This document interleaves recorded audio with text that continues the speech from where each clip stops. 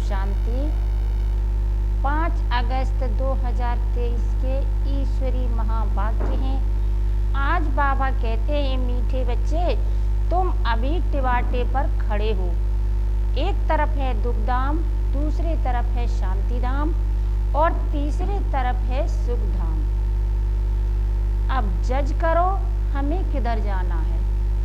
बाबा क्या कह रहे हैं कि अब जज करो हमें किधर जाना है। प्रश्न है, किस निश्चय के आधार पर तुम बच्चे सदा हर्षित रह सकते हो? किस निश्चय के आधार पर तुम बच्चे सदा हर्षित रह सकते हो?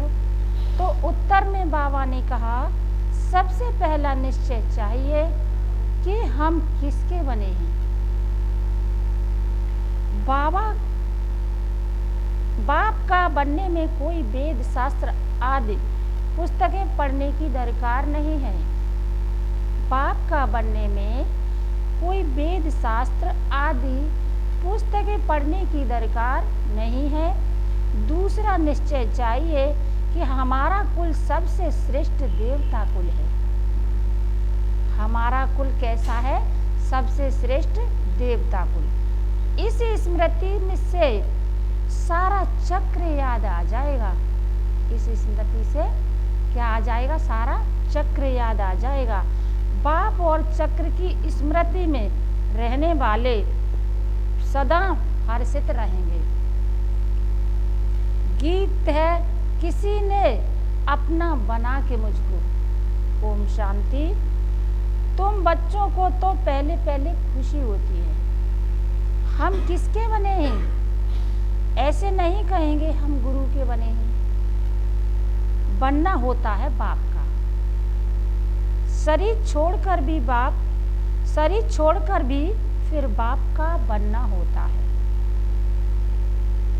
यहाँ भी बाप का बनना है। वेद शास्त्र आदि की किसकी दरकार नहीं। वेद शास्त्र आदि किसकी दरकार नहीं। बच्चा पैदा हुआ तो बाप समझते हैं मेरी मिल्कियत का ये मालिक है। संबंध की बात है। तुम बच्चे भी जानते हो, हम वास्तव में पहले भी पारलौकिक बाप शिव बाबा के बच्चे हैं। पहले हम आत्मा हैं, पीछे हमको शरीर मिलता है। तुमको शरीर तो है, अब तुमको बेहद का बाप मिला है।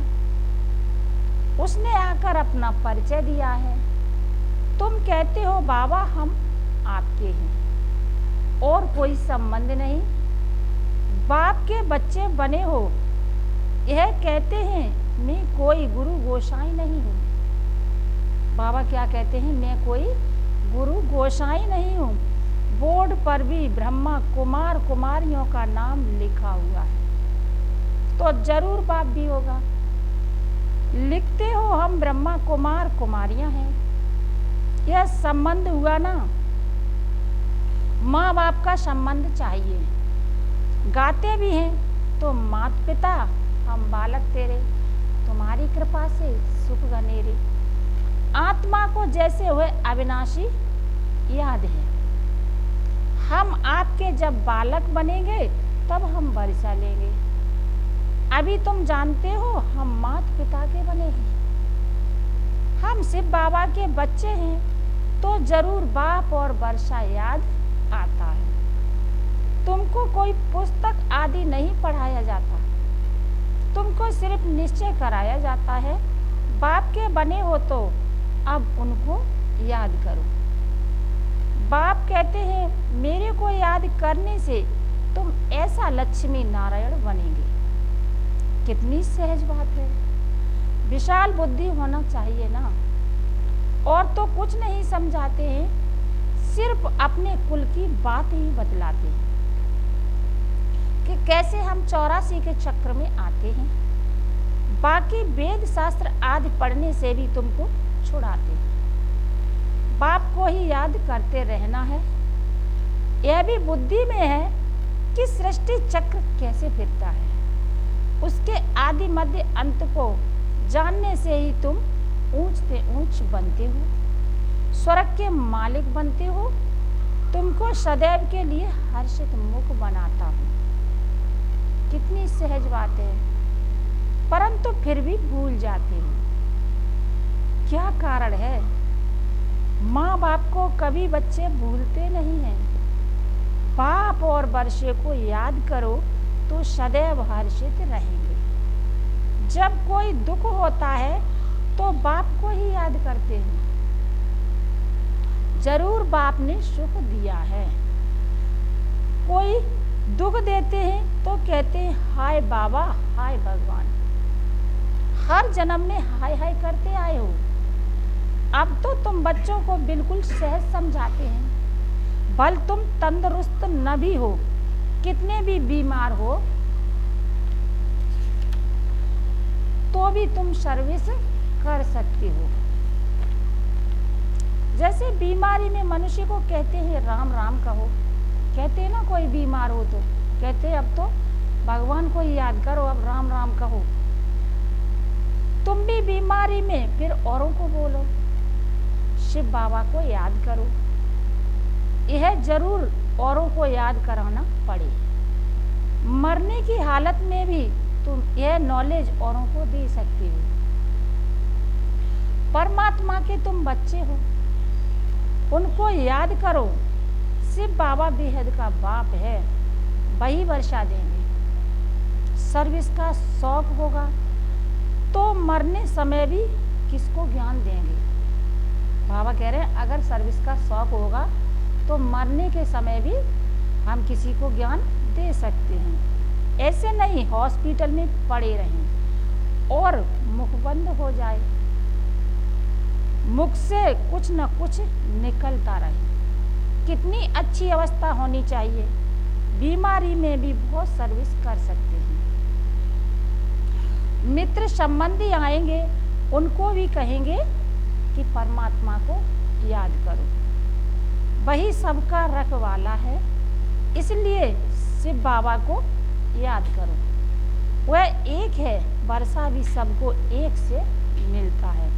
लौकिक संबंध में वर्षा मेल को मिलता है। कन्या है ही 100 ब्राह्मणों से उत्तम, पवित्र को दान दिया जाता है। तुम कन्याएं सबसे पवित्र हो, इसलिए कहते हैं हम कन्या को दान देते हैं।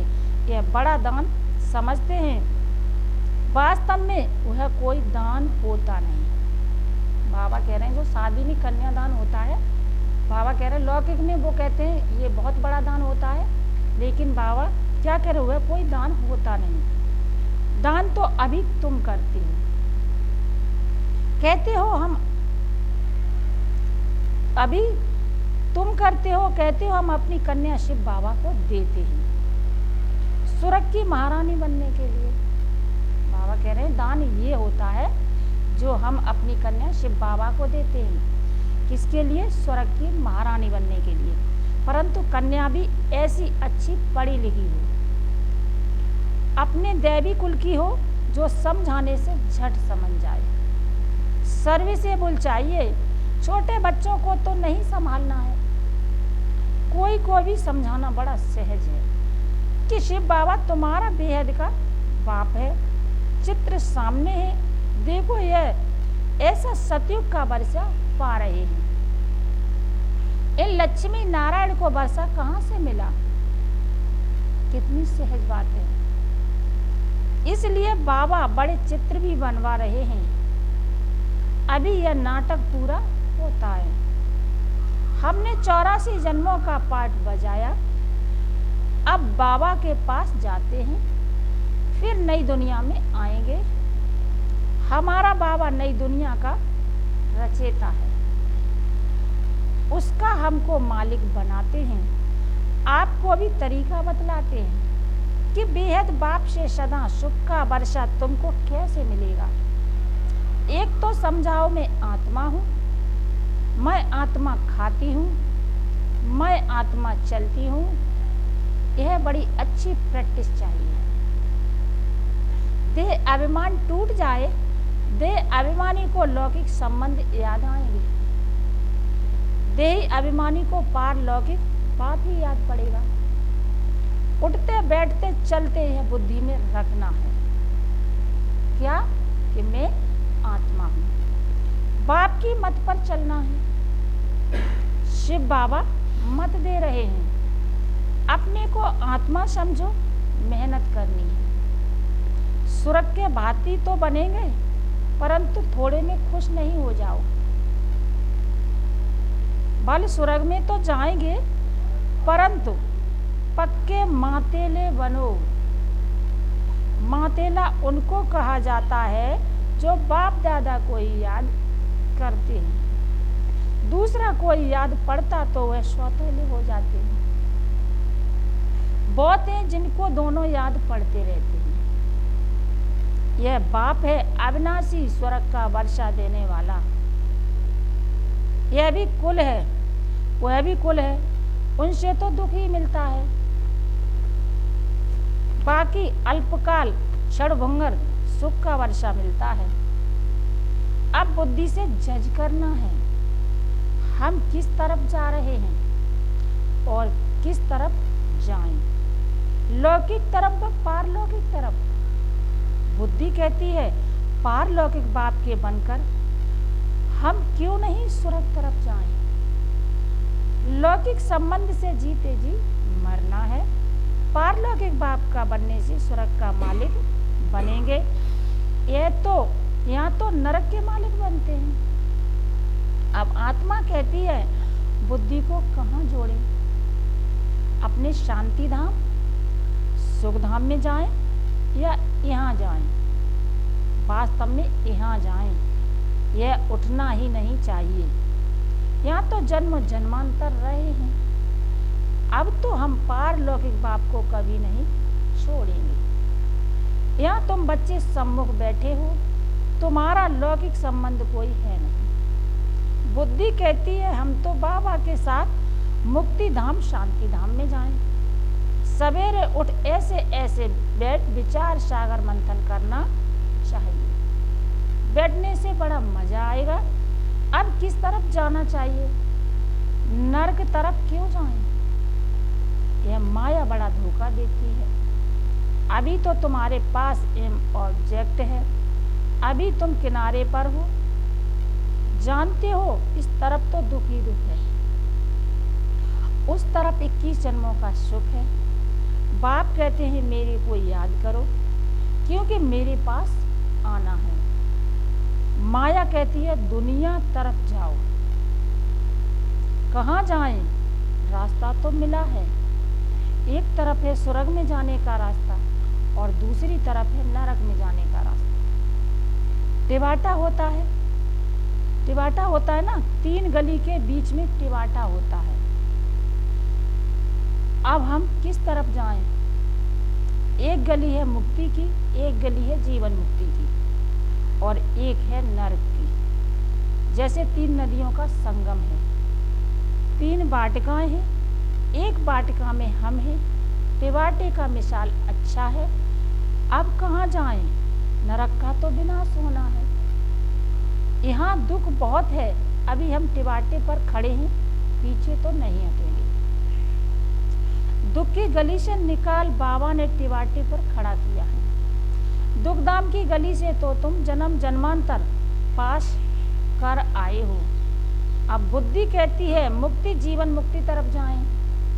मुक्ति धाम में तो सदैव के लिए बैठना नहीं है। ऐसे नहीं हम पाठ से छूट गए, आए ही नहीं, पाठ से छूटना नहीं हो सकता। ड्रामा अनुसार आएंगे जरूर, तो फिर मच्छरों सदृश मरेंगे। इतना दुख देखा है तो फिर इतना सुख भी देखना चाहिए। ड्रामा में बाबा ने वजन ठीक रखा है। जिनका पाठ ही थोड़ा है, आए 1-2 जन्म के लिए, यह गई। अभी तुम टिवाटे पर खड़े हो, वह शांति धाम, वह सुख धाम। अगर शांति धाम जाना चाहते हो तो शांति धाम को याद करते रहो। मुक्ति को तो याद करना पड़े ना। पिछाड़ी वालों को मुक्ति धाम में जास्ती रहने कारण मुक्ति धाम की जास्ती याद पड़ेगा।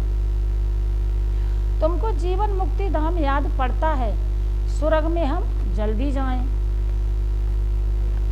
वह चाहते हैं हम मुक्ति में रहें। अच्छा, बाप को याद करते रहो, इसमें भी कल्याण है। निर्वाण धाम में रहना चाहते, सुख धाम में नहीं आना चाहते हो, तो इससे समझ जाएंगे इनका पाठ नहीं दिखता है।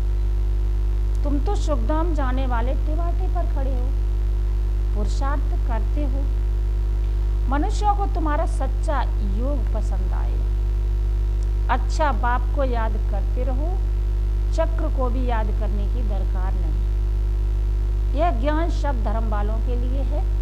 समझते हैं ड्रामा अनुसार जिन्होंने जितना लिया है वही आकर अपना पद ले लेंगे। मुक्ति धाम जाना चाहते हैं तो बाप को याद करो।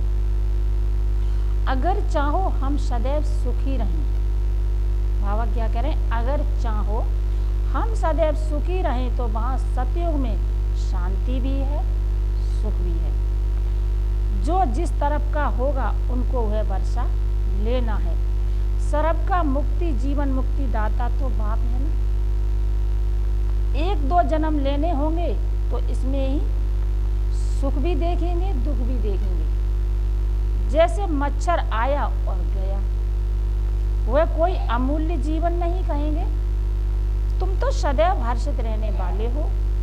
तुम लाइट हाउस हो खड़े हो, दोनों रास्ता दिखा सकते हो। चाहे मुक्ति धाम चलो, चाहे मुक्ति जीवन मुक्ति, दोनों को याद करो। इसमें शास्त्र आदि पढ़ने की कोई दरकार नहीं। कुमारियों के लिए तो बहुत सहज है, क्योंकि सीढ़ी नहीं चढ़ी है। छोटेपन में पढ़ना अच्छा होता है, क्योंकि बुद्धि अच्छी होती है, कोई की याद नहीं रहती है। तुम सब कुमारियां हो, तुम्हें और कुछ करना नहीं है, सिर्फ पढ़ाई में लग जाओ, बस बेड़ा पार है। यह बातें बेहद का बाप ही समझाती हैं, जो फिर हमको स्वर्ग का मालिक बनाते हैं। चित्र भी हैं, हमको ऐसा बनना है। बाप कहते हैं इस पढ़ाई से तुम सो देवता बनेंगे। अभी यह खेल पूरा होना है। मनुष्य तो घोर अंधेरे में पड़े हैं, तुम अब सोझरे में हो। बाप ने आकर नींद से जगाया है। यह बुद्धि को आत्मा को जगाया जाता है ना। बाप आकर के जगाते हैं, जागो, सुखधाम के लिए पुरुषार्थ करो। जो तुम्हारे कुल के होंगे वह आते रहेंगे, वृद्धि को पाते जाएंगे। तुम्हारी प्रजा कितनी बनती है तुम हिसाब लगा सकती हो। नहीं कोई कितना सुनते हैं, कोई थोड़ा सुनकर चले जाते हैं, हिसाब थोड़े ही निकाल सकते हैं। बड़ी माला छोटी माला साहूकार प्रजा कैसे बनती है, कौन बनते हैं, वह सब बुद्धि में है। मुख्य सूर्यवंशी महाराजा महारानी कौन बनेंगे, फिर चंद्रवंशी कौन बनेंगे, कितनी प्रजा बनना है, सब बातें तुमको यहाँ बतलाई जाती हैं। सारे झाड़ अथवा सभी धर्मों के चक्र के बीच से कैसे टाल टालियाँ पत्ते आदि निकलते हैं। अभी भी पत्ते निकलते रहते हैं। वहाँ निराकारी दुनिया एकदम खाली हो जाएगी, फिर विनाश होना चाहिए। बड़ी लड़ाई में करोड़ों मरे होंगे, अनगिनत। यहाँ तो कितने खलास होंगे, बाकी थोड़े सतयुग में आकर राज्य करेंगे। अभी तो कितने मनुष्य हैं, अन्य ही इतना नहीं। तुम बच्चे जानते हो बाबा आते ही हैं संगम पर। बाप समझाते हैं बच्चे, शरीर निर्वाह अर्थ कर्म तो करना ही है। हर बात में राय पूछते जाओ, हर एक का हिसाब किताब अपना अपना है। श्रीमद् अविनाशी सर्जन से लेते जाओ, सबको अपनी अपनी दवाई बताएंगे। समझाया जाता है यह दुनिया खलास हुई पड़ी है, अब बाप को याद करो तो बेड़ा पार हो जाएगा। बाप आए ही है नरक का विनाश कर स्वर्ग की स्थापना करने। हम आपको भी राय देते हैं, श्री श्री से मिली हुई श्रीमत हम आपको भी देते हैं। बाप कहते हैं मुझे याद करो तो तुम स्वर्ग के मालिक बनेंगे। अच्छा, मीठे मीठे शिकी लदे बच्चों प्रति माता पिता बाप दादा का याद प्यार और गुड मॉर्निंग। रूहानी बाप की रूहानी बच्चों को नमस्ते।